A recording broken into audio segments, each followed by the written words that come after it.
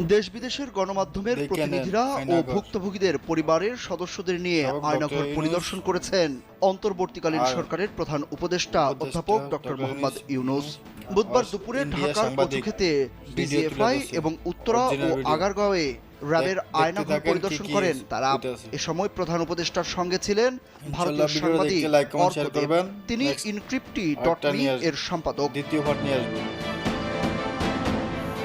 আয়নাঘর পরিদর্শন শেষে অর্কদেব সেখানকার একটি ইলেকট্রিক চেয়ারের ছবি নিজের ফেসবুকে পোস্ট করেন। ওই ছবির ক্যাপশনে তিনি লিখেছেন, এই চেয়ারটা দেখে রাখা জরুরি। ফ্যাসিবাদের জননী শেখ হাসিনার আয়নাঘরের একটি কক্ষে রাখা এই চেয়ার। হাই ভ্যালু বন্দীদের ইলেকট্রিক শক দিতে ব্যবহার হতো এই চেয়ার। স্যান্ডেলিনা সো, রূপচর্চায় আভিজাত্য।